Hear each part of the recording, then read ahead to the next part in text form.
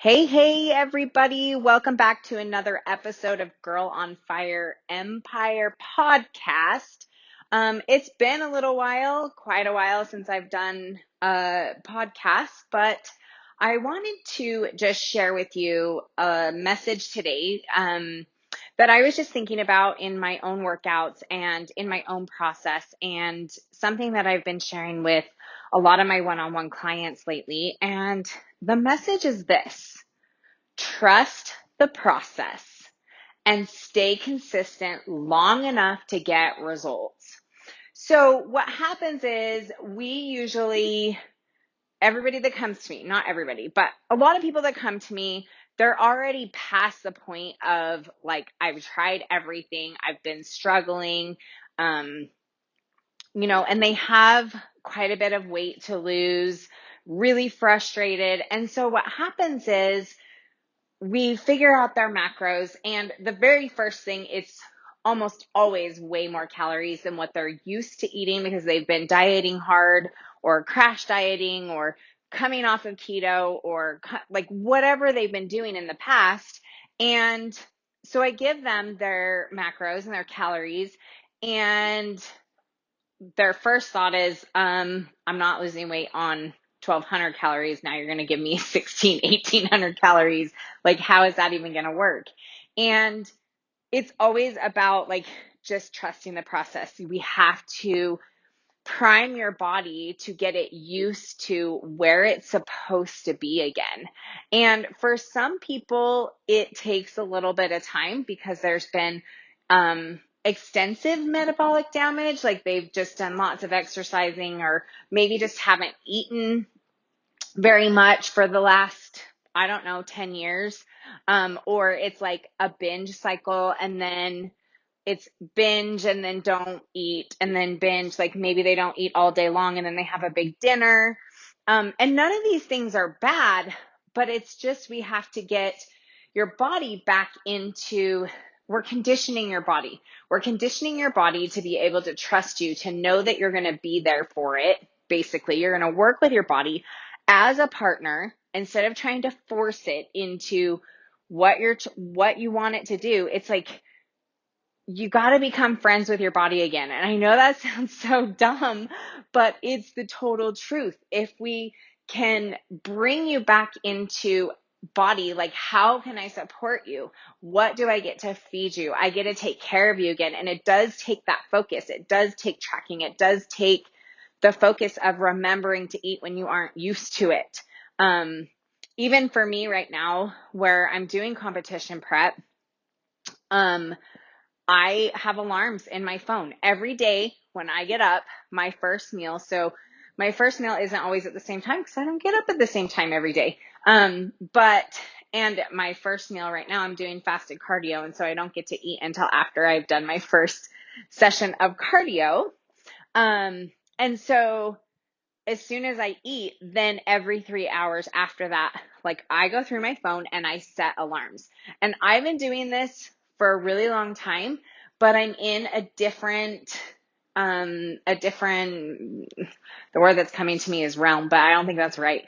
But I'm in a different state right now where I do get to be more strategic. And when you are bringing everything back to your baseline and you're trying to fix your metabolism and you're trying to get back on track after you've been dieting, or if you've been stuck for a long time, then you've got to take the time to really make your body a priority. And that is eating on time. Like, that is fueling it sufficiently and eating on time and tracking your food and paying attention to what you're putting into your body, because you're trying to perform at optimal performance. You want better functioning. You want your organs to work right. You want your body to clean itself out the way that it's supposed to. And if you've been conditioning it for a while or stuffing that down, we have to retrain it. But what happens is it feels like a lot of work at first. Like, that's just the reality of it. It's like when you start anything, you have to take a lot of focus and put it into it.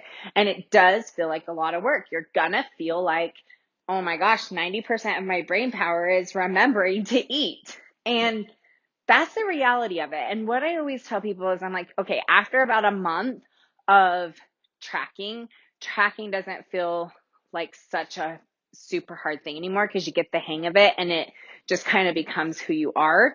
And you just do it. It literally, if we break it down, it only takes like 2 minutes. If you were to track right when you're eating, it really only takes like 2 minutes to track what you're eating. and then you learn tips and tricks along the way. But the other thing is a lot of times you'll put in all this work for 2, 3, 4 weeks, and then you get frustrated because it's not like this massive change all of a sudden. And we expect this massive change, which is kind of unrealistic, to be honest. We expect this massive change because now all of a sudden we're putting in all this work. But it's like with anything else. Like, let's say you want to save $10,000. And it takes a lot of work for you to start paying attention to your money. Like, you have to look at it every day. Every time you get paid, you're making sure that you're putting some away, and you wouldn't quit a month into it if you were only at $3,000. Let's say you just saved $3,000. You wouldn't quit. You would keep going until you hit that $10,000. And probably when you hit that $10,000, you're going to end up doing more. But we do that with our bodies. We're like, oh, it's not working. When really, just maybe because you didn't drop a ton of weight or you didn't drop the 15 pounds in the first month, or even in the first 2 months, you're frustrated because the weight didn't come off. When really, body composition, changing what your body looks like, looks more, it's more than just the scale. We're so programmed in the scale, but it looks more, I don't know why I keep saying that. Okay, it's more than just the scale. It's measurements, it's pictures, it's how you're feeling. Are you craving? Are you able to come up with different ideas now to where you're not like starving yourself and then eating everything in the pantry in the afternoon? Like, there's all these different things that are actually non-scale victories that your body is actually making progress, but you're so stuck on it's not working because you see yourself every day, right? And it is working. If you are going to the bathroom more regularly, if you are hitting your water goals, if you are, like I said, not craving as bad, and you're maybe making adjustments, and let's say you track for a couple of weeks and you do really good, and then you're not tracking, but you're still eating pretty dang good, and you're not indulging in all these crazy things that you used to. That is still progress. And all of that just adds up, adds up, adds up, adds up. So do it long enough. Be consistent long enough to actually get the results. Don't stop until you get there. That's my message for you. Just do it long enough. Be consistent until you get the results, because it's not a matter of if. If you don't quit on yourself, it is not a matter of if, it's a matter of when. And I'll be honest with you, I've had some clients where it took she's one of my dear friends now. But when we started in a class, and all of the other women in the class were dropping weight. And this girl was like, she showed up to every workout. She was tracking every single day. She was meticulous, and she was barely, like, she wouldn't even drop a pound, but she kept going for 9 months. And that's a really long time to not, like, she wasn't craving. She was getting a handle on her food. She was learning macros. She was having better energy. So she was getting all these other non-scale victories, and her body started changing as far as like inches and stuff, but she didn't drop. I want to say I'd have to go back and look at it, but I want to say over that 9 months, she probably dropped maybe 10, 15, 20 pounds. Okay. But then after that, her body just freaking turned on. And then this was what was so super cool, is because she had taken the time to create the patterns, to create the habits, and she didn't stop. What happened was, by the time the next holiday season came up, and all, like, half of the other women had dropped off and then had to come back, but her results started just magically, like, she just started like melting off the weight. And she was like, I don't know what I'm doing any different. Like, this is so exciting. It's just, I don't know. I'm still having my cheat meals and I'm still doing this stuff on the weekends. And it's just like, it's the holidays and I'm losing weight.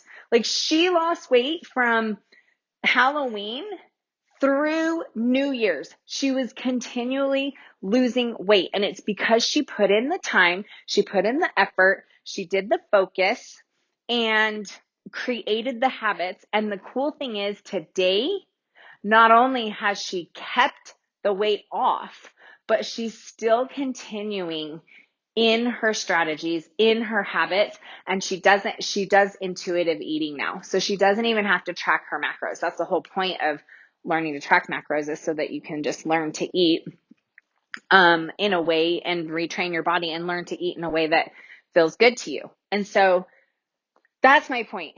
Do it long enough that you will get results, because everybody's body is a little bit different. Just because your friend Sally Mae is dropping 10 or 20 pounds super fast doesn't mean that it's not possible for you.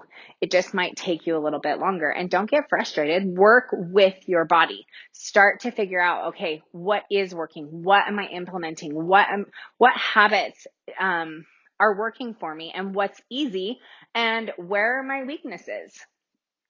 And so I just wanted to share that message with you today. I just feel super on fire about it and thought that I could show you some love and send some love out to you. If you are struggling, we are all in this together. And so I just want you to know that it's possible for you. Just keep going, keep getting up, keep trying, because it will happen for you as long as you don't stop. Okay, you guys, I hope you have a fantastic day, and I will talk to you on another podcast. Bye.